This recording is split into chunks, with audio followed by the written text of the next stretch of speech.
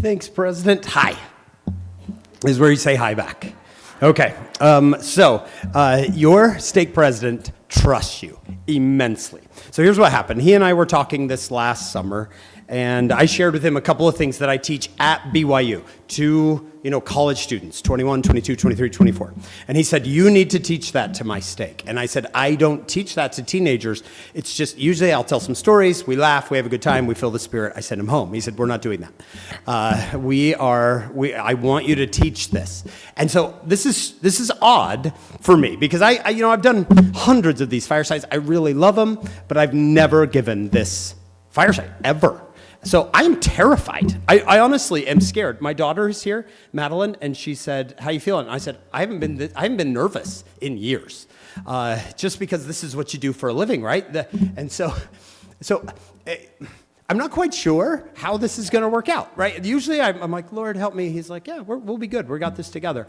And now I'm like, Lord, is Brother Edmondson on ball here? Is it President? Does he know what he's doing? And I think the Lord's like, I'm not sure. And I'm like, all right, let's do this together. So, well, first let me introduce myself, and then I'm going to give you some instructions. I'm a big fan of laughing. I believe this quote from Walt Disney. You guys know him. He lives around here, right? I think he's in your stake.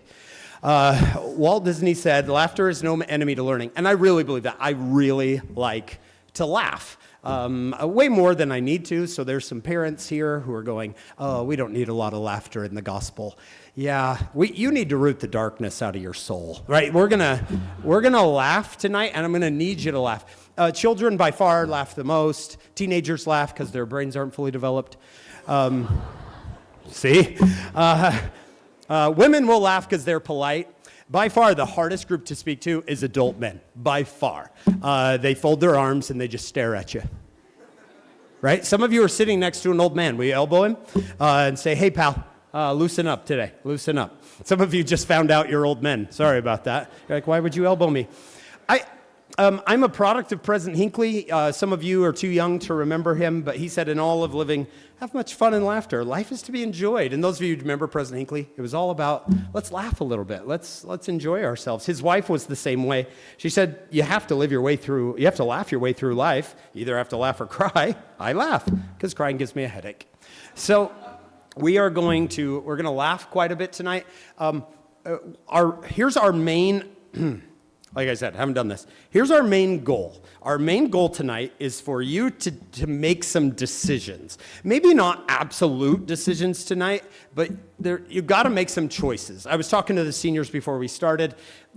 Look, if you want something to happen in your life, you got to make it happen. For a long time, mom and dad make it happen, and that's awesome. But eventually, you got to make it happen. So tonight, I'm hoping to share something with you where you're like, you know what? I'm doing it. I'm going to act on that. But again, you don't have to. That's not what I'm after. We're going to talk about choices here. Take a look. We're going to show you that. We're going to talk about choices. Have you ever made a bad choice? Right? I got this haircut, right? We all make bad choices at times. That girl, that's a bad choice. You see that? Yeah, that is a terrible choice. I mean, and she is all in on this bad choice. Eyes closed, tongue out, all in. This is a bad choice. Now, there are some young women here tonight who make similar choices. You're like, I didn't know he was a pig, right? So if you're sitting next to a young lady who kisses pigs, will you just lean over and say, your life would be better if you'd stop kissing that pig? Go ahead and tell her. Your life would be better if you'd stop kissing that pig. Why does she have her head down? Is he really a pig? Is he really a pig? Is he in the San Clemente steak? All right, so, sorry. That was an inside thought. Okay. Have you ever made a bad choice with one of your friends and you're like, this is not going to work out? This is not going to work out. Have you ever got one of your siblings to trust you and they never trusted you again? You're like, come on, it'll be fun, right? Have you ever trusted the wrong person to fix your stuff and then things end up right? You end up getting hurt because you made a poor choice. Who's ever gotten angry and made a bad choice? Who's ever gotten angry and made a bad choice? All right. There's this woman. She got really mad at her husband. I won't tell you what he did, but she got so mad she took his truck and parked it in his garage, which is not a big deal until you find out his Ferrari was already in the garage. She put the truck on top of the Ferrari, right? Yeah. That's a bad choice. How many of you drive? Teenagers, you drive. Who drives here? Okay. How many of you have ever, and we don't have to raise our hands high because your parents might stop you from driving. So you just give me eyebrows. If you've driven and you've gotten a little tired while you're driving, and you probably, right, not super tired, not like, but you're like, I should probably not be driving. I'm too tired. Okay. True story. Kid in Hurricane, Utah. You're like, hurricane? No. Hurricane, Utah, that's how we talk. A kid in Hurricane, Utah was driving across this highway. Now, I don't have a laser here, but see on that far right where the police are? Okay, he was going across from right to left. He was going across. And do you see that guardrail, that cement rail that's hit over? Do you see that by the police? Okay, everybody sees that? Okay, that's where he was going. He fell asleep. He was a senior in high school. Fell asleep, hit that cement rail, or that cement guard, and then rode that guardrail, that one, like a skateboard, right across it. And I'm guessing about right then, he woke up, right? And you're like, what am I doing? I'm going sideways. Then, do you see the broken post right above the truck? Do any of you see that? The broken wooden post right above? Okay. His tire caught that post, and he flipped around, and he stopped right there. Can you imagine just... Well, then he gets out of his car and he looks. What? I know, right? Would you be like, ah, right? It was 22 inches. He was 22 inches away from going, yeah, some choices are terrible choices. One more terrible choice. This lady, I won't ask you if you did it because you haven't, but this lady got drunk and started driving. And she hit the guardrail, but didn't stop. She just kept going, and the guardrail came out the back of her car. How do you hide that choice, right? When the officer says, what did you do? And you're like, look, that came out of nowhere, right? It's no wonder that the Professor Dumbledore, he kind of looks like a prophet. If you put Dumbledore and Joseph F. Smith side by side, kind of alike. This is what he said. I read Harry Potter to my little boys. Did you ever read Harry Potter when you were a kid? Any of you read this guy? I do all the voices. They love it. It's like Hagrid is like, hello, Harry. And Hermione's like, I don't think we should do that, Harry. And then Ron's like, blimey, Harry. And then I'd always do Dumbledore. I just loved it. Here we go. Don't smile. I can't smile. It is our choices, Harry, that show what we truly are. Far more than our abilities. Okay, turn to the person next to you in your best Dumbledore voice. Put their name where Harry's name is. It is our choices, President Evanson, that show what we truly are. Far more than our abilities. It is our choices. Okay. So tonight, what are we after? You can talk to me. Choices. What choices are we going to make? Which way do we want to go? Okay, we're going to start with this. So I was doing my family history the other day, and I know. I ran into great-great-grandpa, and I was like, right, if I ran into great-great-grandpa at a family reunion, I'd stay away. I would avoid it. Is that contagious? I don't even know what happened, right? Especially if he was like, you're my grandson. I'm like, no, Grandpa. So as I'm staring at this, trying to figure out where to put this on my family tree, my wife comes by, and she looks over my shoulder, and she says, oh, that's got to be one of your ancestors. I can totally see. And I'm like, thanks, princess. And then she did something. She did something that changed it all. She said, no, you just have to look at it a little bit differently. She just turned it a quarter. And I was like, oh.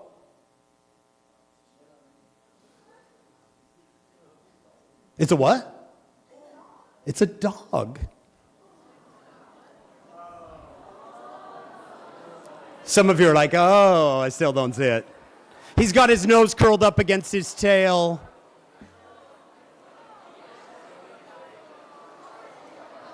Oh, he's darling. Now, don't turn your heads with it. That's just going to make it go back to what it was.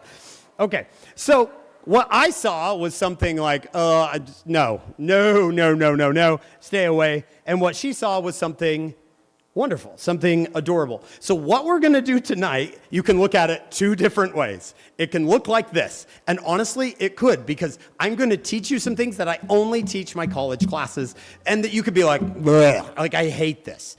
Because it's not seminary. I love seminary, taught it for years, but this is not seminary. Or I'm hoping some of you will go, oh, actually that worked. Like actually that he helped me see that. Now, so this is what I want you to do. I need you to be able to record things without getting distracted. So if you have your phone, I want you to turn off your Wi-Fi and turn on airplane mode.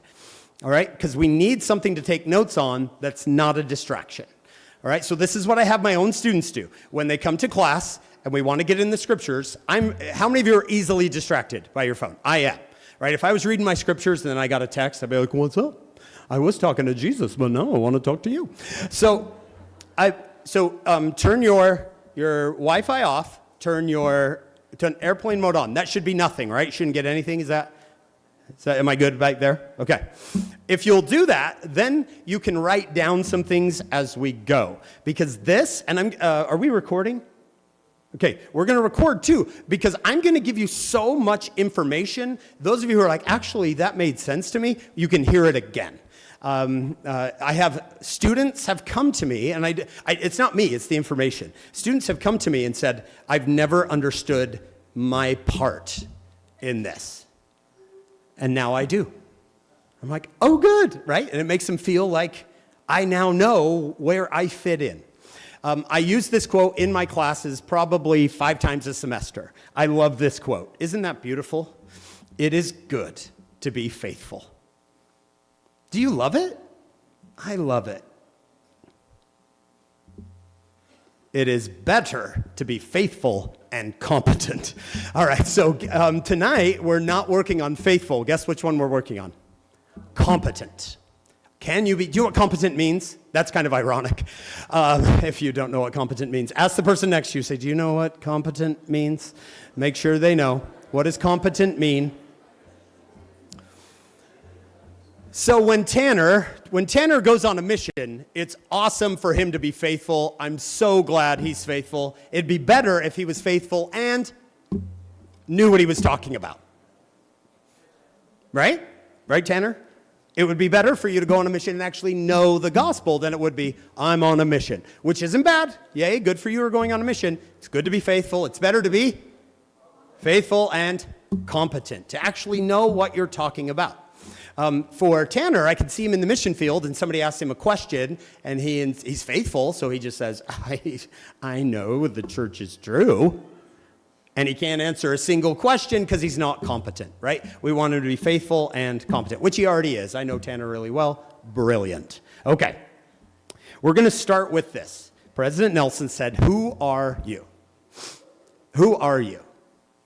Now you might say, I'm a high school student. I'm Jessica. But President Nelson outlined it. He said, this is what I want you to know. First and foremost, you're a child of God. Now, we sing that our whole lives, so maybe it's just lost its meaning. But I am a child of God means the person who creates universes. Yeah, that's my dad. There's a reason we love Percy Jackson. It speaks to us. I'm the child of a God, right? We just like, oh, I feel that. I like that. Then he said this. Second, as a member of the church, you are a child of the covenant. We're going to come back to that one. And third, you are a disciple of Jesus Christ. Now, the first and the third, my students understand. For the most part, they understand who they are and that they want to be a disciple of Christ. By the way, this one, See, I'm being too harsh, but I'm harsh with my college students, and so I don't want to be harsh with you. You did this to me. All right. I'm gonna tone this back a little bit. In order to be a disciple of Christ, you have to seek to be as disciplined as Christ. Do you see how they're the same word? So often we want to be a disciple of Christ, but not be as disciplined as Christ. Man, I got to tone this back. In my class, I would say this, and I would never say it to you. If you're not trying to be as disciplined as Christ, you are not a disciple of Christ. I'm sorry. Right? One more time, if you want to write that one down. If you're not at least trying, you're never going to be as disciplined as Christ, obviously. But if you're not trying to be, if that's not a goal to be as disciplined as Christ, you're truly not a disciple of Christ by definition, right? Because a disciple seeks to be disciplined, like the person that they are following. Now, we're not going to focus on the first and the third. This is the one I was talking to President Evanson about. Who are you? And I think a lot of my students would read that and go, I'd say, what does that mean? And they're like, well, it means I'm of the covenant. I'm like, well, what's the covenant? It's, I'm a child of the covenant, right? I'm like, okay, you don't know what you're talking about, do you? So this is the one we're going to focus in on. So if you're taking notes, this is the one that I'm hoping by the time we're done, you say, wow, I never knew that. Does that make sense? I never knew that. Okay. All right, how are we going to, this is going to take too long. All right, we're just going to go, and we're going to see if you like it. If you don't like it, we're going to stop and do something else, okay? All right. When I teach this lesson to my college students, I always start with the same quote. Now, it might be too small for you up here, so I can always give the slides out to President Evanson, who can give them to anybody who wants. This is the best thing Joseph Smith said that nobody knows he said. I'd take this quote over Joseph Smith almost any other thing he taught. Here's what he said.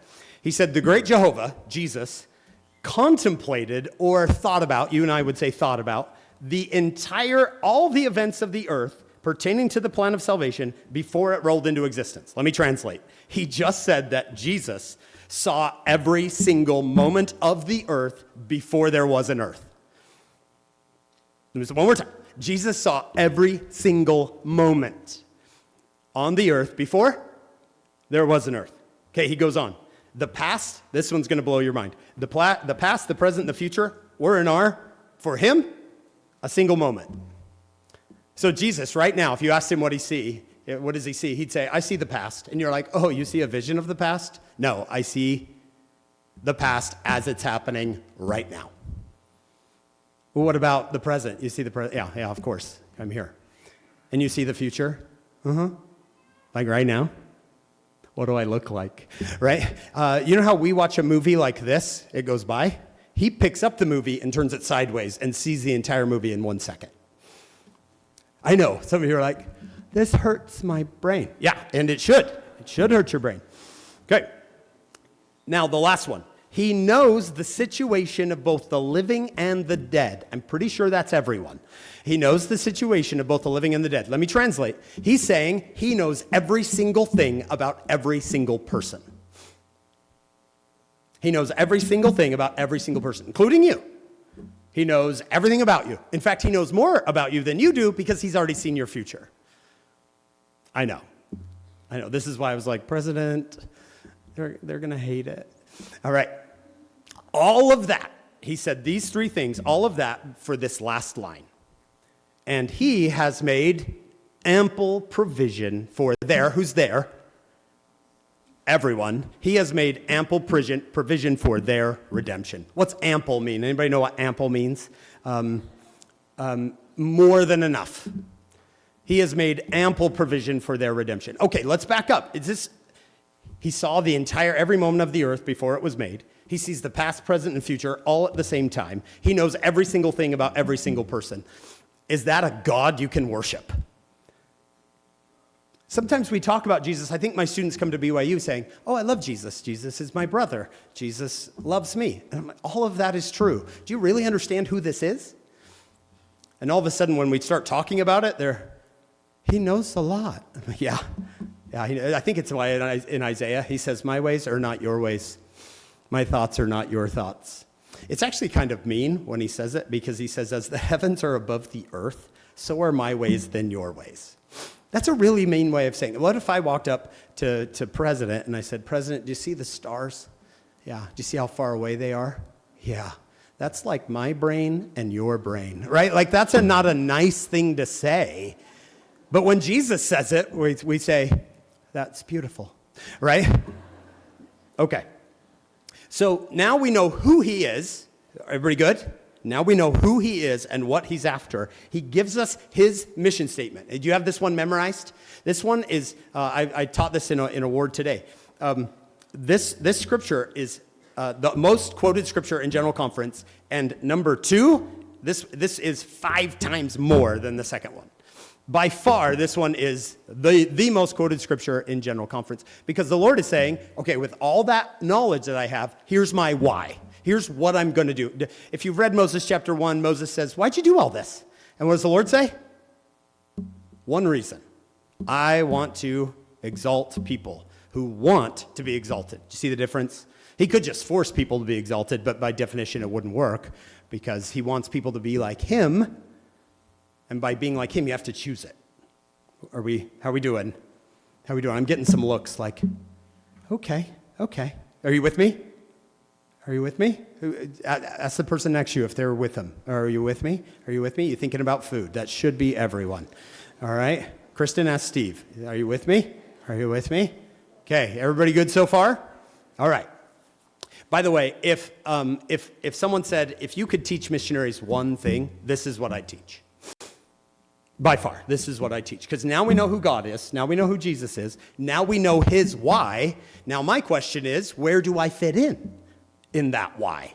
This is what he's after. Where's my role? Now, Elder Bednar said, we were foreordained in the premortal existence and born into mortality too. Now, if you ask the typical primary student, cute little primary student, and you said, why did you come to earth? What would they say? What were you taught? Why did you come to earth? To get a body and be tested. That is the most common. Anybody else taught that?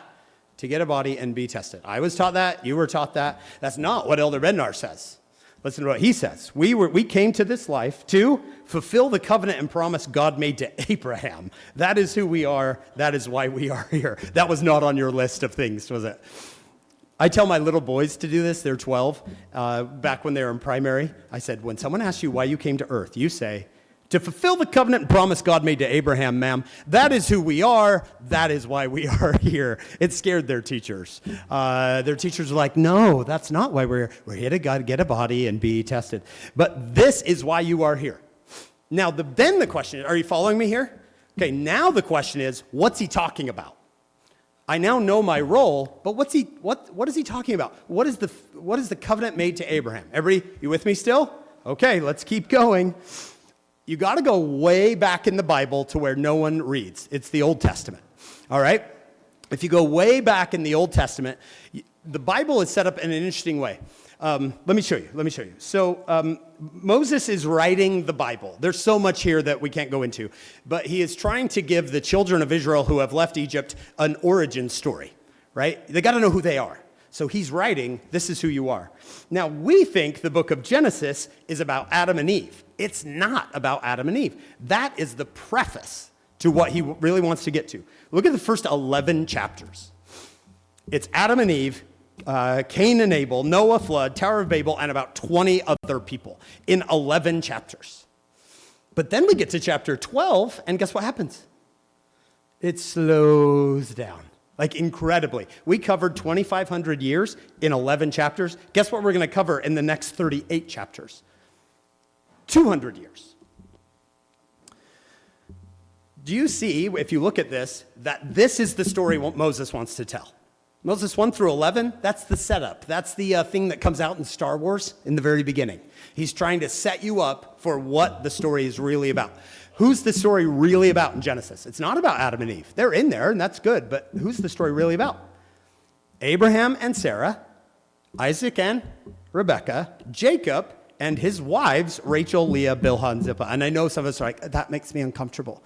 We don't talk about Bilhah. No, we need to, because all four of them are very important to our story. Okay, how are we doing?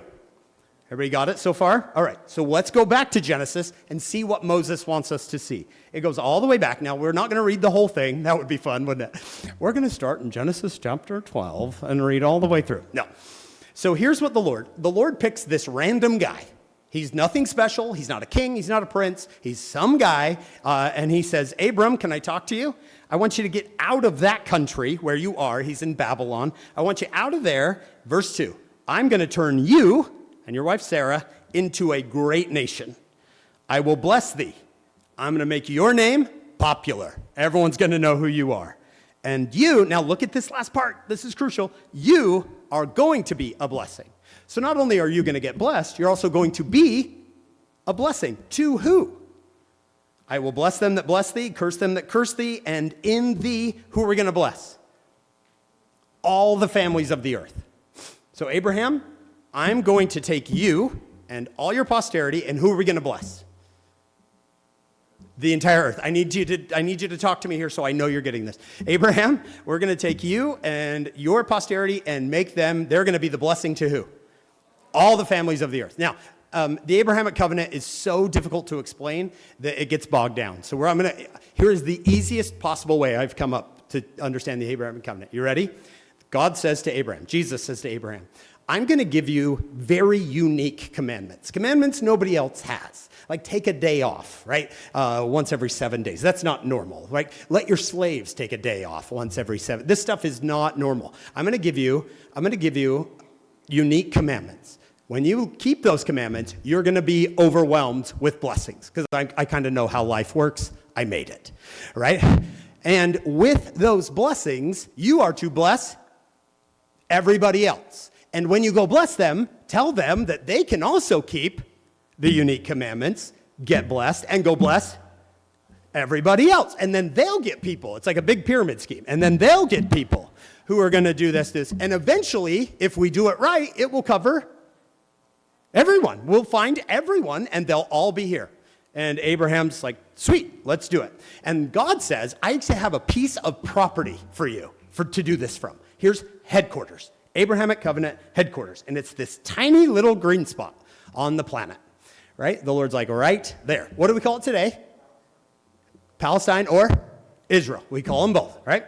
Now, here's Abraham's route. I know this doesn't matter, but it's actually pretty important to our story. Do you see the land of Ur there on the far right bottom? That's where he's from. Who in the world would want to live in Ur, right? It's like being from San Clemente. So, sorry, I got to stop saying that, don't I? Yeah, okay. He just nods. Yeah, stop saying that. All right. So, it's Tanner who told me. All right, so do you see that's the Fertile Crescent? You can't walk across. You have to go up and around because there's the Arabian deserts in the middle. All right, we're getting bogged down. So he says, I've got a piece of property for you. Now, if you go there, if you go to Israel, we've been to Israel many times. If you go to Israel, it's incredible. A lot of us think of camels and red dirt. That is a portion of Israel. But if you go into Galilee, it's gorgeous.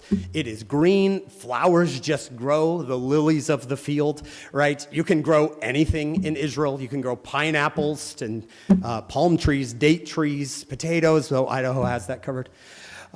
You can grow anything in Israel. We good? So this is what he says. He says, Abraham, take a look. Everybody has to go through your property. If they want to go from Africa to Asia, where do they got to go through? They got to go through the Fertile Crescent, right through Israel.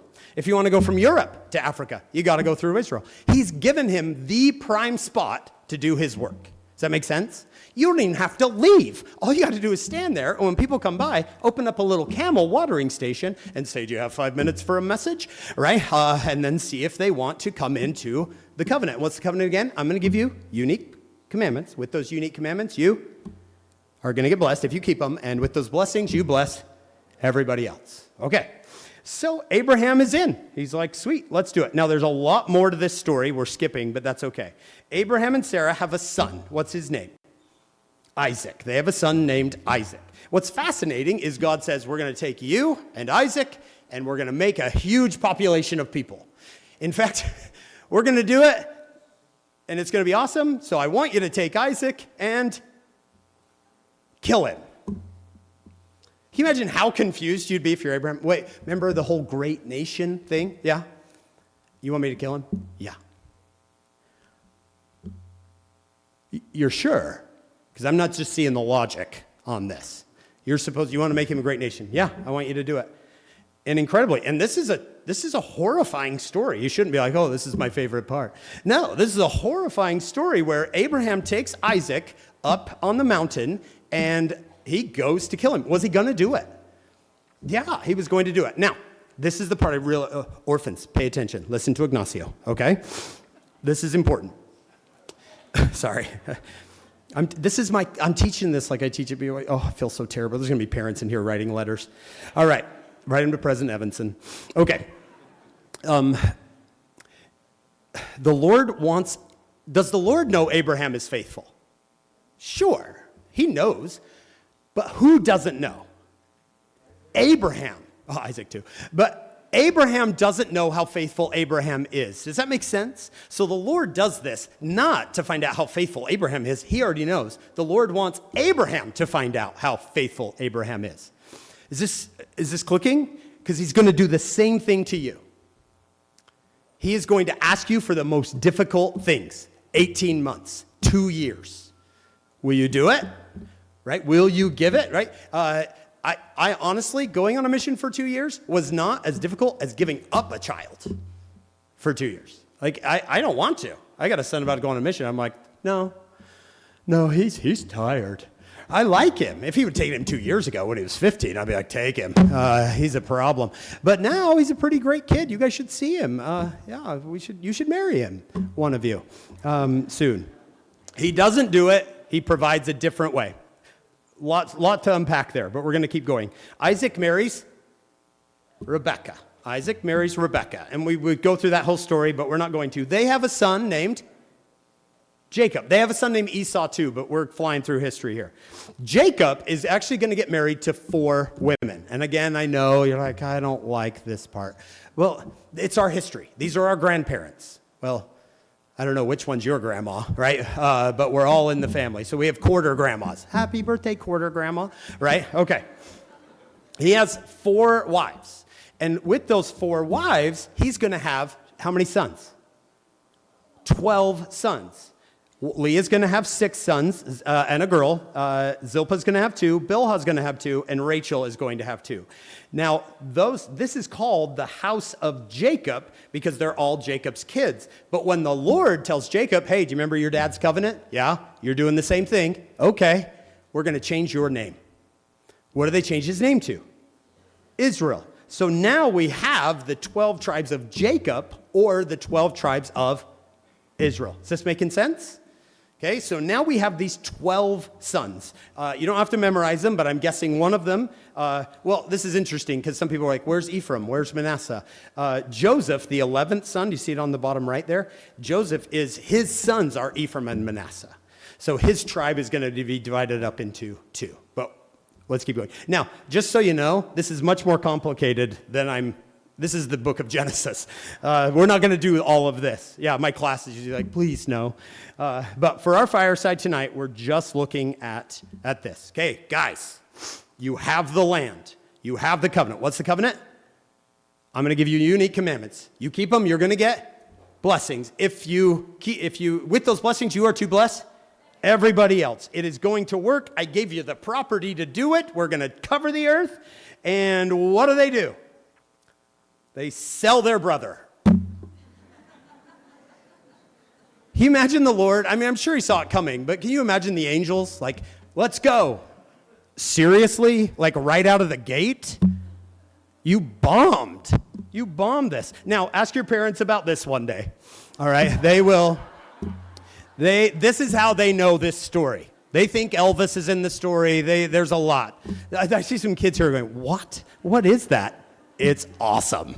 That's what it is. Now, some of you, I'm guessing some of you, this one has actually grown out of popularity, but I'm guessing some of you know this one.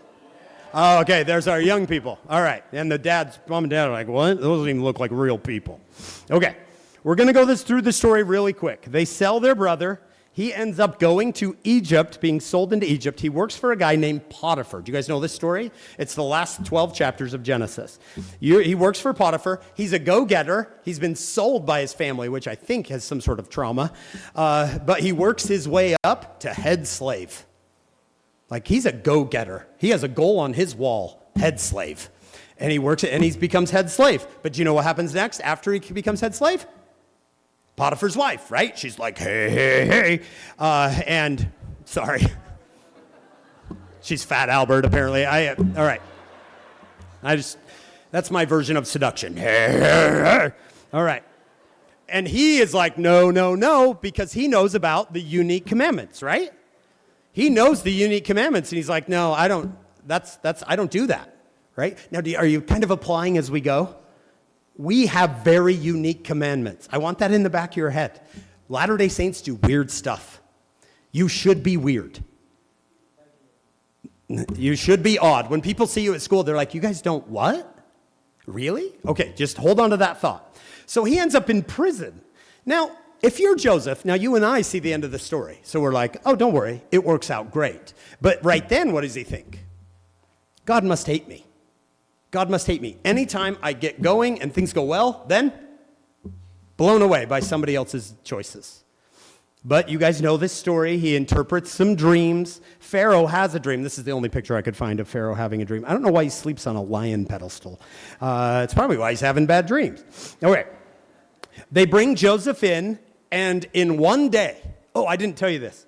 He set a goal to become head prisoner. This guy's a go-getter. He will not stop. And by the end, he is head prisoner. And he gets a promotion. In one day, he goes from head prisoner of the jail to vice pharaoh of Egypt. That is a jump. In one day, it all turns around. And it's an awesome story. If you stop right there, it's an awesome story. But then what happens? You guys know this. Who shows up? There's a famine. His brothers show up, right? And now Joseph is like, I can't believe it. It's been over 20 years. I can't believe this, right? What are they doing here? Do you see God directing? Right? His family, he's still teaching his family. By the way, by the time the book of Genesis is over, I frequently say, you should have chosen a different family, right? They struggle. This the whole time. They just struggle. All right. Then he tells them who he is. He's like, I'm your brother Joseph, whom ye sold. He just gets it right out there. Let's not beat around the bush. All right. Do you remember selling me?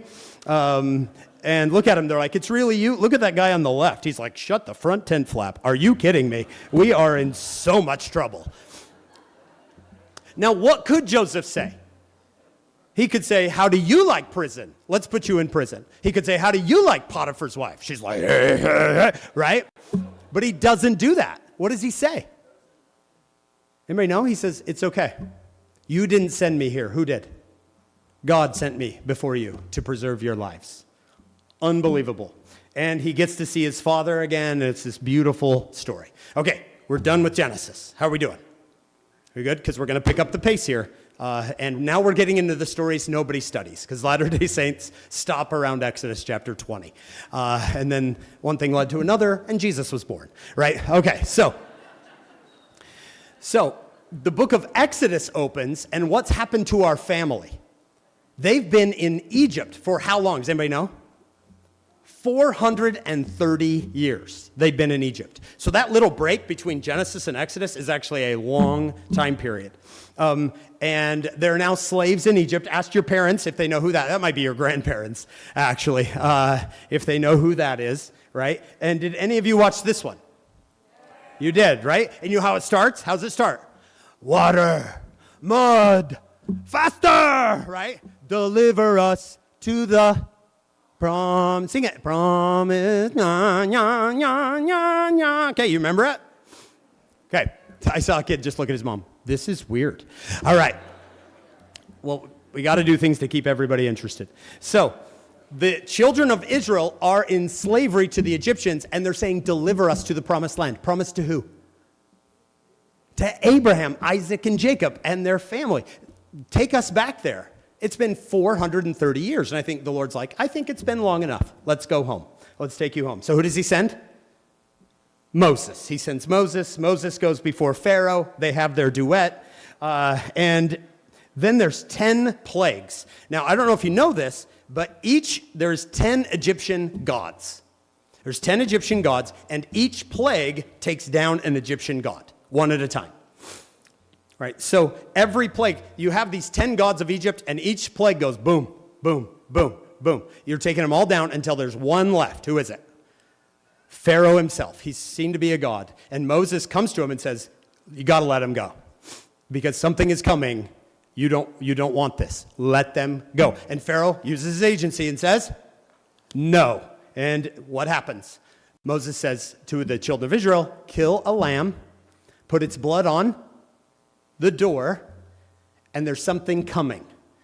And that something will, when it's like a destroying angel or something, when it hits your house, it will pass over your house, right? And that's what happens. That night, the firstborn of the Egyptians are dead, right? And then Pharaoh's like, you and your people can go. And then they sing, hi-ya-ta-ha-ta-hi, hi-da-na-na. You remember this? All right, it was your Sunday show. Your parents let you watch a movie on Sunday? Okay.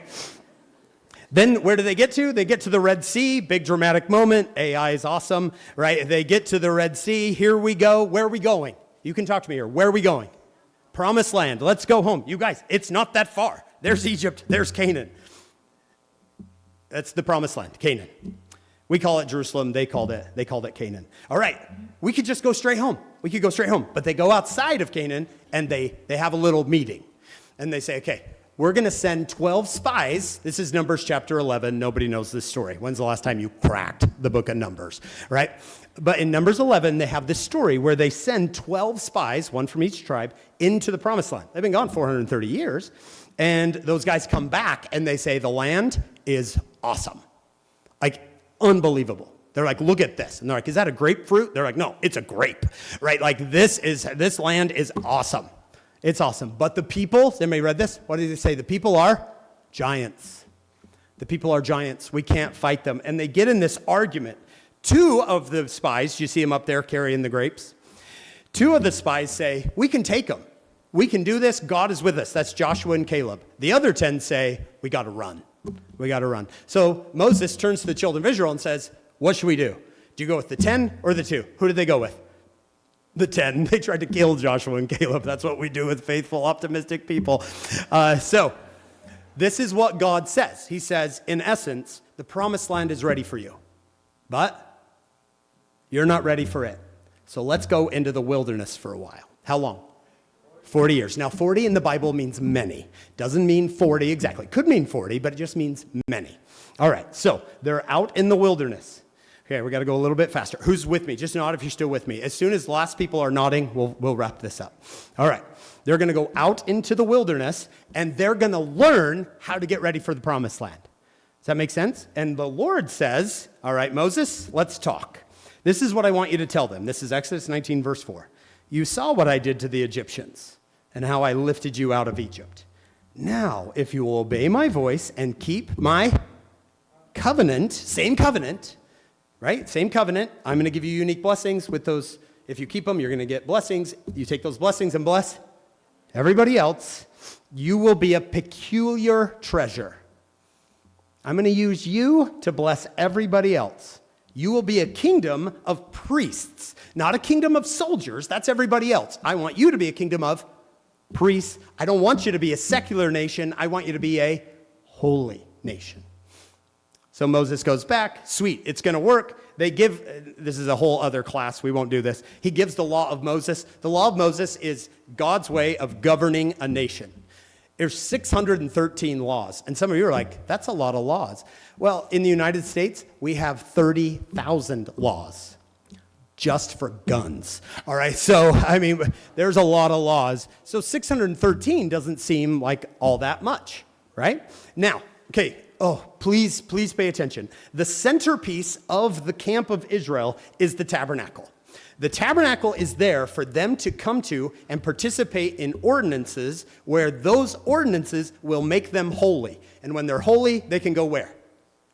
To the promised land. One more time. The tabernacle is meant to make them holy, and when they're holy, they can go to the promised land. Now, is anybody making the connection to today? I gave you the temple so you could become holy. And if you'll go and become holy, I'll take you to the promised land and let you do the work. We're not going to spend time here. Oh, I wish we could. Any of you who really want to understand the tabernacle, I've noticed with my freshmen and sophomores, if I'll teach them the ins and outs of the Old Testament tabernacle, the temple is an awesome experience. It's the ones, when a student comes to me and comes back from the temple and they go, that was really weird, what I hear is, I've never read the Old Testament, right? Because the temple is a very Old Testament experience. But if you understand this, so here's a YouTube channel I would go to if I was about to go through the temple. I would go to Messages for Christ. And what it is a guy named Daniel Smith has spent a lot of money recreating the temple and walking you through what happens. It's pretty amazing what you'll see. Oh, I wish we could talk about it because it's so fun to talk about. This is what I do for fun. On the day called Yom Kippur, this guy, the high priest, he dresses down and he looks like everybody else. He represents God. That's why he's decked to the nines. He's got gold and purple. Purple's super expensive, right? It's like Lululemon. All right, so he's got his Lululemon on. And he's walking around, everybody's like, wow, that's Jehovah. But on a certain day of the year, he looks like everybody else. And it's the one day a year he can go into the Holy of Holies. The first thing he does, this might shock these adults in here, the first thing he does is go to the temple veil, raise his hands over his head, and begs God to hear him that day. He begs God, please hear me today, because this is the most important day of the year. Okay, we're going to have to move on. So, you guys, they do it. They're out there for many years, and God says, it's time to go to the promised land. They're like, woo, woo, here we go. And Moses says, come on, everybody. And what does God say to Moses? Stop, you're out. Can you imagine, right? You're like, what? We're right here. Do you know what I put up with? Moses says, I know. Or God says, I know, Moses, you're my guy. Come on up here. Come up the mountain. Who's in? Moses, you're out. Joshua, you're in. Let's hit it. He was one of the two spies. Do you remember? You're going in. And it's Joshua and the battle of Jericho. All right, you can kind of see it. I don't know if you guys can see the projection. I'll make sure I have these slides. But way up there in the top right-hand side is Jericho. That's where they cross. By the way, you got me here? That spot where they cross into Jericho is the exact spot where Jesus is baptized. Because John wants to go back to the days of Joshua. Let's repent and go back to the faithful times. Does that make sense? Okay. So they battled, everybody knows the Jericho story, right? They walk around the city, and the whole thing falls down, right? Okay. You guys are like, I've never heard that before in my life. What are they doing in primary these days? You guys, I know I'm a little bit going fast, but I want you to, we got to get to the end, or it's pointless. All right. We're back. Israel is back in the promised land. God keeps his promises. We're going to do it. All we got to do is keep these unique commandments, because we're going to be different. If we keep them, we're going to get blessings. And with those blessings, we are to bless everybody else. It's going to work. You guys, it's awesome. And it does work for a little while. They struggle and then repent. They struggle, then repent. If you've read the book of Judges, it's kind of like a walking dumpster fire, right? Like they're trying, and they just can't do it. They just can't do it. And right towards the end, they come to a guy named Samuel. Do you know the story of Hannah? Any of you? This is the opening of 1 Samuel, where Hannah's praying at the tabernacle, and Eli's the high priest. He's kind of struggling as the high priest, not a good one. And he comes over and he says, why are you drinking so early in the morning? And she's like, I'm not drunk, I'm praying. He's like, oh, sorry. What are you praying for? And she says, I'm praying for a son. Child. And he says, you'll have that son. He'll be great in the eyes of God. His name is Samuel. Samuel becomes the high priest, right? You remember the guy? Gold, Lululemon. You remember him? Samuel becomes the high priest. And this is a very sad part of Israel's history, our history. Because the people come to Samuel and they say, we're done being a holy nation. We're done being peculiar. We're done with unique commandments. What do we want? I want a king. We want a king. Why? You can do this. Because everybody else has a king. What do they want? Now, please listen to me. There's so many people in this room that want that exact same thing. I want to be just like everybody else. I'm tired of being different. I'm tired of getting up dark early in the morning for seminary. I am tired of wearing what I have to wear. I'm tired of it. I want to be what? Just like everybody else. Let me be like everybody else. Now, watch what's fascinating. Samuel goes to the Lord and says, they want a king. What does the Lord say? That's a bad idea, but give them what they want. Look at the end, right? Verse 7. The Lord said to Samuel, hearken unto the voice of the people, all that they want. This will break your heart when you really understand it. They have not rejected you, Samuel. They have rejected me. They don't want me to be their king. So give them what they want. Can you see Lord doing that to you and I? I don't want to be special. I don't want to keep these weird commandments. I'm tired. Make me like everybody else. What's the Lord going to say? Okay. So they do it. They choose a king. Anybody know his name? Who's the first king of Israel? Saul. His name is Saul. It starts out amazing. He's like, who am I, Samuel? I'm a nobody. I'm from a nobody tribe. He's from Benjamin. Nobody's from Benjamin. All right? And Samuel says, I think that's why you'll make a great king. And what happens by the end? Anybody know Saul's story? He's a raging lunatic. All right? He is so hungry for power. This is not working. What should we do? Let's go back to God and renew the covenant. Nope. Let's get another king. Who's the next king? David. This can't go wrong. This is the kid who slew Goliath. When Saul couldn't do it, he's going to be the king. And what's that turn into? He's an adulterating murderer. All right, we are 0 for 2. We are 0 for 2. Some of you, that's like your dating life. 0 for 2, right? Okay. Sorry, these are all my college jokes. So, yeah. All right. What should we do? Everybody, what should we do? We should go back to God and renew the covenant. Nope. Let's get another king. What's his name? You got it this time. Solomon. Solomon is awesome in the beginning. He builds them a temple. The tabernacle becomes permanent. And then Solomon has a problem. I don't know how to say this in here. There's young people in here. Solomon gets 700 wives. Not 70, 700 wives. Imagine Valentine's Day around that place. All right. A lot of these women are not Israelites. They worship other gods. And they're asking Samuel, did you order my God? Right, because you can order a god. It's an idol. Did you order it? I wanted it here. So now Israel's being inundated with other gods. This is one of my favorite memes of all time. All right, so, okay. All right, okay. So after Solomon just doesn't have time to govern. He's so busy with his personal life, he has no time to do anything, and it's very sad. Israel has a civil war, and they break in half. How many tribes go to the north, the red team? 10. That's a low approval rating when 10 of your 12 tribes leave the country. 2 remain in the south. Now, really pay attention here. This is now the northern kingdom of Israel and the southern kingdom of Judah. You with me? Northern kingdom of Israel, southern kingdom of Judah. How many tribes? 10. How many tribes? 2. Very good. Everybody got it. Now, should one of these go back to God and say, hey, we want to do the whole covenant thing? They both should. But instead, they all choose kings. Now we have double the problem, right? Now, look, I don't know if you can see that, but I didn't know what else to write. Disobedient. The northern tribes just are terrible. The southern, not so bad. There's some bad ones, some good ones, some bad ones, some good ones.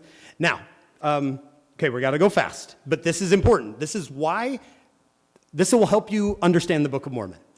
Right at about this time, where Hezekiah is king of Judah, southern kingdom, everybody with me? Southern kingdom, I know. She's like, I'm dying.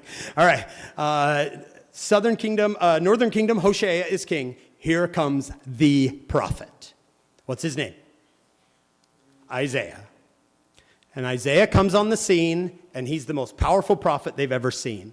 And he says to the northern kingdom, you're done.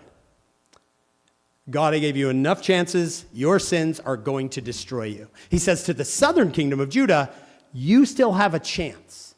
if you'll come back to God. In fact, listen to this. He names his children. This is the only picture I could find. He names his children. Do you see his oldest child there on the left? His name is Maher-shalal-hash-baz. It's the longest name in the Bible. It means destruction is imminent. Can you imagine that, on the baby blessing, the name he shall be known on the records of the church is destruction is imminent, right? You're like, wow. His other son that he's holding, he names him Sher Yeshuv. Now, this one is important. I'm really giving you all this. I hope, I feel like they're getting it. All right, Sher Yeshuv means a remnant will return. A tiny piece will return. So these are both prophecies. He names his sons prophecies. Maher-shalal-hash-baz and Sher Yeshuv. Well, it happens. It happens. The northern kingdom of Israel is destroyed by Assyria. This is pretty amazing. Now that you understand the story, listen to this. Assyria, the superpower of the world, says, wait, how long has that awesome country been there? And we've never seen it? Is this making sense? Why didn't they see it before? The Lord was helping them. But now they've stepped away from the Lord, so they've stepped away from the Lord's help. Can I say that again? Now they've stepped away from the Lord and they've lost the Lord's help. So Assyria says, we want that. So they go through the northern kingdom of Israel like butter. It's like 20 days, and they take it. They're gone. How many tribes did we lose? 10. Do you remember Article of Faith 10? Come on, you can do this. We believe in the literal gathering of Israel and the restoration of the 10 tribes. Not 12, 10 tribes. That's Zion, the New Jerusalem. Do you remember memorizing that? And you're like, if I memorize this, I get pizza, right? But you didn't know what you were talking about, and now you do. The northern 10 tribes are destroyed. They're gone. Now, Isaiah, just before he leaves, he gives a prophecy. He says, you can sing, because this is what's going to happen. Look at verse 14. Zion is going to say, Zion is Israel. Zion is going to say, the Lord has forsaken me. He's forgotten me. But he will show he hasn't forgotten you. And then he gives this analogy. A woman would never forget her newborn. I don't know. I guarantee if I asked every woman in here, what's the last thing that they would... I can't imagine a mom going, I could have sworn. There was a baby around here somewhere. No, right? I promise you, my wife had a baby, and I did not exist anymore. I was like, hi, I'm here. She's like, yeah, do something. It was just... So God is saying, I'm like that. You're going to feel forsaken, but you're not. You're not. I still have my eye on you. So, okay. Oh, do we have time? Okay, this is the best part. So Assyria doesn't want just Israel. What do they want? They want Judah as well. They get all the way to Jerusalem and actually knock on the door. This, you guys, I don't know how to explain this. What is it? Aliyah? What's the high school? Elisa. Okay, Eliso. Elisa Nagel. Eliso Nagel. You guys, here comes Assyria. The Golden State Warriors are coming to play Eliso Nagel. All right? You're going to get destroyed. And it's not bad, right? They're the Golden State Warriors. Here they come. And by the way, if you lose, you die. So Hezekiah goes to Isaiah, who's still alive. King Hezekiah goes to Isaiah and says, what are we going to do? And Isaiah says, listen to this. It reads, this is a Bible dictionary, but it reads like a movie trailer. All Palestine now lay at the feet of the Assyrians. One man alone. Right? Picture Nicolas Cage, long hair. One man alone. The prophet Isaiah, who had never ceased to warn these blasted the southern kingdom of Judah up against their vanity, remained undaunted and encouraged King Hezekiah, don't surrender. Now, you guys, are you kidding me? He tells him, don't surrender. This is the biggest army in the world. We're a tiny little country. You're telling me not to surrender? We're all going to be annihilated. At least if we surrender, some of us will live. On this most beautiful story, if you haven't read this, he goes to the temple and just begs God for help. Hezekiah's a good guy. He begs God for help. He says, please help me. And who does he listen to? Does he listen to the Assyrians who are like, we're coming? Or Isaiah? He listens to Isaiah. Look at me. When everybody says, don't listen to the prophet, every single person is saying to him, don't listen to him. He still listens. One more time. Every single person around him is saying, you're going to die if you listen to him. He still listens. It says, the prophet's confidence was justified. A great disaster fell on Sennacherib's host. Sennacherib is the commander of the Assyrians. It says in 2 Kings 19:35, maybe you haven't read this, it's kind of funny. In the morning, 200,000 Assyrian soldiers woke up dead corpses. I don't know how you wake up as a dead corpse, or if they woke up a bunch of dead corpses. And either way, 200,000 Assyrian soldiers are dead the next morning in their tents. And what does Sennacherib think? Let's go home. And look what it says. And he was obliged to return to Nineveh. He's like, goodbye. And they go home. Now, I don't know if you can see this, but that is the kingdom of Assyria. Do you see that tiny little yellow piece? They couldn't take it, so they just left it there. Now, are you seeing this? Judah, because it listened to the prophet, is completely surrounded, but okay. Now, does this sound like our life? I listen to the prophet, and I am completely surrounded by Assyria, but I'm okay.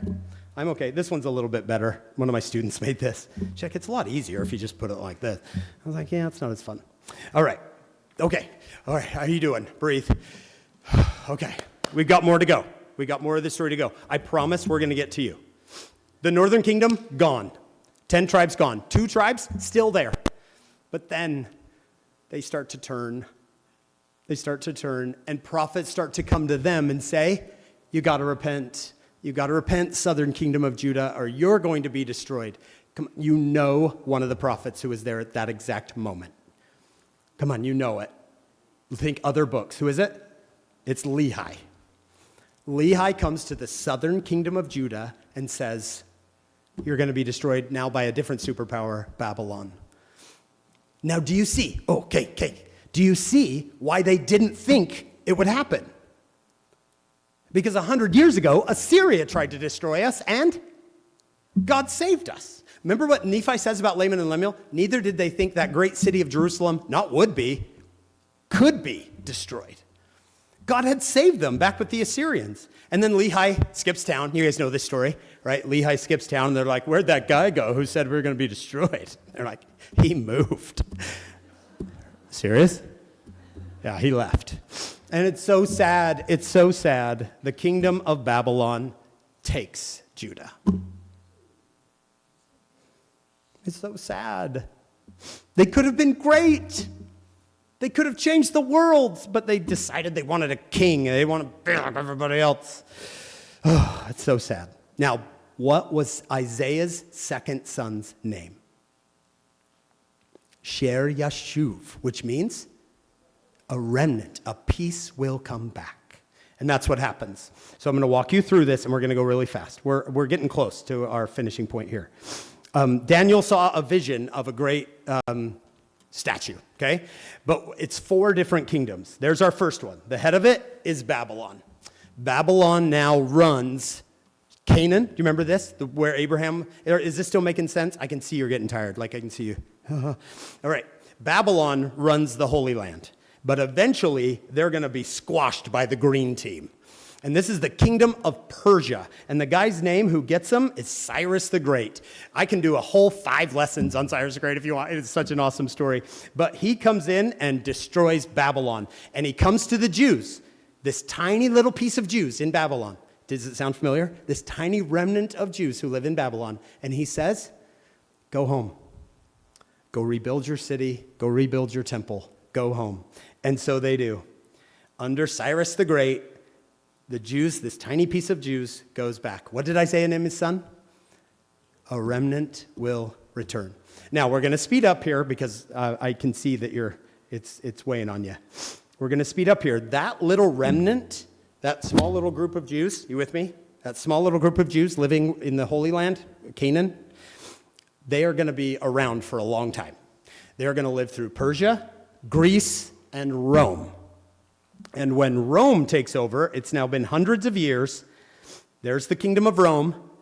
They're part of it. Do you see it on the far right side? They're part of it. Guess who is born? A little baby is born to that remnant of Jews. We don't go through the whole story, but you know it. He's crucified. He rises again, and he is taken. The remnant returned. It was awesome. But guess what happens to them? Just 3 decades after Jesus dies, the Romans destroy the remnant. They're gone. They are gone. This would say, I'd say, Israel is officially scattered. They're not in the Holy Land. Some of them don't even know who they are. They're all over the earth. We know a group. Where are they? The Nephites are in the Americas. What's another group? How well do you know your Book of Mormon? There's another group. Starts with an M. The Amalekites. They're also a piece of Israel that was blown to pieces. And then you have this period we call the Dark Ages. Okay, now this is going to surprise some older people in here, but I think I'm right. Okay. All right. When I was a missionary, I taught that the apostasy was about the loss of Christ's church. Who else taught that? I taught that too. Did you teach that? Loss of Christ's church. But if you actually read closely, and I think as a church we're starting to see this more and more. It wasn't necessarily the loss of the church, but it was. I mean, it was loss of the priesthood. It was loss of covenant consciousness. Who's talking about the Abrahamic covenant during the Dark Ages? Nobody. It's long been forgotten, the promise. Guess who's the one person who hasn't forgotten it? The Lord. He's like, I don't forget. I don't know why everybody else seems to, right? I don't forget. So he waits, and he waits, and he waits, and he sets up this new country where you can actually start a church, which is the first time in the history of the world where you can just start your own church. And he goes to this kid, again, like Abraham, this random kid. He's not anybody important. He's a farmer. He's like, you're my guy. Now, I'm killing you here. We'll go fast. When Moroni comes to Joseph Smith, he doesn't quote the New Testament. Guess what he quotes? The Old Testament. He says, it's now time. It's now time to remember the covenant, the promises that God made to the fathers. Who are the fathers? Abraham, Isaac, and Jacob. God made, and we'd say mothers too. Sarah, Rebecca, Rachel, Leah, Bilhah, Zilpah. They all, this family, right? God made a promise to them, and it's time to keep my promise. It's so great because this farmer and his wife write a book, a 500-page book. How many farmers in 1830 you think are churning out 500 pages of scripture? 5. Just kidding. 1. It was just 1, right? And it shouldn't have happened. You guys, it shouldn't have happened. It's now the 4th most printed book in the history of the world. 1 is the Bible. 2 is the Quran. 3 is Don Quixote, which I have no idea why. And 4th is the Book of Mormon. 200 million copies of the Book of Mormon. Can I just show you something? President Evanson and I talked about this on our trip. Can you see the parallels between the empty tomb and the empty stone box? They're both empty. When Jesus came out of the tomb, how many of his apostles saw him? 11. 1 was gone. 11 apostles saw him. And who was the first woman? Mary. When the plates came out of the tomb, how many witnesses did they have? 8 and 3, 11. And a woman, the only woman to see the plates, was named Mary. We just rebooted the resurrection. And what does the Book of Mormon say? You guys are getting this. We're getting close to the end, and you're still with me. You are inspired. All right. What is the purpose on the title page of the Book of Mormon? You're going to love this now that you got it. This is where the reward comes. This is where the payoff comes. The Book of Mormon is meant to show the house of Israel what great things the Lord has done for their fathers. Who's their fathers? Abraham, Isaac, and Jacob, that they may know the covenants of the Lord. What covenant? The Abrahamic covenant, that they are not cast off forever. God has not forgotten his promise. Can you see, by the way, why Nephi loves Isaiah so much? Can you see it? Why? He saved the country. Without Isaiah, there is no Jerusalem to grow up in. Plus, he wrote a bunch of prophecies. He's like George Washington and Joseph Smith combined, right? Nephi loved him. Now, I want to show you something. And parents, this hurts, and it hurts me too. And this was my childhood. There are 4 places in the Book of Mormon that talk mostly about the Abrahamic covenant. And you're going to be a little bit feel bad for where they are. The last 4 chapters of 1 Nephi, the big chunk in the middle, 2 Nephi, Jacob 5 and 6, and Jesus' second day with the Nephites. This is pretty sad, but this is all the parts we skip. Because why? The first 2 are Isaiah. And we're like, I don't get it, right? I don't get it. What's Jacob 5? The olive tree. And we're like, that's a lot of dunging. We got to move on, right? And then the second day with the Nephites. Have you ever noticed his first day is awesome? They come up, he heals them, it's fantastic. Then the second day comes, and my students are like, yeah, he kind of lost me. Kind of a downer, kind of a letdown on that second day. What's his entire topic on his second day? The gathering of Israel. The gathering of Israel. Okay, I want to show you something. I want to show you that the Lord, just by using one story of thousands, that the Lord is very involved with the gathering, right? President Nelson said this. He said, the Lord is gathering Israel. That gathering, bringing them back, keeping that promise, is the most important thing taking place on the earth today. Nothing compares in what the Lord is doing. Nothing compares in importance. Nothing compares in majesty. So one of my friends, and this is one of thousands, one of my students, his name is Parker Strong. He's Elder Strong. He goes on his mission to Africa. And I chose this one just because I like it, but honestly, I have hundreds of these. Parker is on his mission, and he's struggling. He said the first 2 weeks, or the first 2 months in Africa was pretty fun. It was like camping. He's like, we have to boil our own water, and it's pretty crazy out here.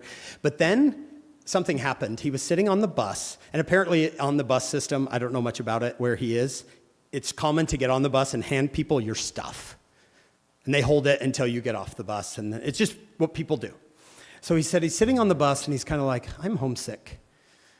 I wish I could get like a Diet Mountain Dew, right? And like nothing of that is available. And he's sitting there, and a woman, I had to laugh, a woman hands him a goat, a live goat to hold. And he's holding this goat, and the thing's just staring at him. And all of a sudden, he starts to cry, and he's like, what am I doing here? Why am I in the middle of Africa holding a goat? I can't do this. I can't do this. And he goes to the Lord that night, and he said, I can't do this. I know this is important for some reason, but I can't do it. And he did what his parents would tell him to do. Come on, just work hard. You can do this. Work hard. It'll work itself out. And he keeps praying to God, like, I've got to have something, right? And this is the Lord's work. This is the most important thing he's doing. So Parker said, I was sitting in the park one day, and his companion was teaching because he couldn't speak the language. And this kid walks by. This kid walks by in a Utah Jazz jersey. And he's like, hey, that's my team. He said, just the fact that I knew I wasn't a dream, right? Like that actually exists. And he goes, hey, come here. And the kid walks over, and he's like, what? And he's like, this is my team. And the kid's like, okay. And he said he just said a prayer right there. Thank you. That's all I needed. Well, the kid turns around to walk away, and Parker looks at him, and he said, hey, kid. What? Come back here. And the kid's like, what? And he goes, take that off. Let me see it. And the kid's like, he takes it off, and he hands it to him, and he said, Brother Smith, I opened up on the reversible side in a 10-year-old's handwriting, is Parker, be strong. It was his jersey. He had donated it when he was 11 years old. And he just read it. He said it was from the Lord. Parker, what? Be strong. He was like, here you go, kid. He got a picture of him before he left. His brother was happy. His sister, not happy. All right. If you were to ask me, where's the Lord today? Guess where he is? He's with his missionaries. He's with his missionaries. He's out there shoulder to shoulder. If you read Jacob 5, the allegory of the olive tree, at the very end, it said, he called the servants, and they were few. You're like, what? They were many. They were strong. Nope, they were few. And he says, let's go. And it's Jacob 5:72. They went to work, and the Lord of the vineyard labored with them. All right, this is where the choice comes. And I don't want to throw this at you. I just want you to, especially if you're a senior, I don't want to throw this at you like it's something harsh. I just want you to feel it for a second and just see if it speaks to you. And maybe for the next week or two, just see if it speaks to you. If you choose to, if you want to, you can be a big part of the gathering. You can be a big part of something big. You don't have to be like everybody else. You can be a big part of something big and grand and majestic. Do you remember Hezekiah? He listened to the prophet when everyone told him not to. You were sent to earth at this precise time, the most crucial time in the history of the world, to gather Israel. You weren't here to play sports, although that's fun. You weren't here to wear nice clothes, even though that's fun, right? Lululemon, right? We're not here for that reason. You were sent here for one reason. What was it? To help the Lord keep his promise. There is nothing happening on this earth that is more important than that, right? Except for the BYU game. There is nothing else on earth happening that is more important than that. There is nothing of greater consequence. Absolutely nothing. All right, we're going to finish here. I'm not going to say anything after this because this is where I wanted to get to. Oh, I hope you'll choose it. This gathering should mean everything to you. This is why you came here. In the name of Jesus Christ, amen.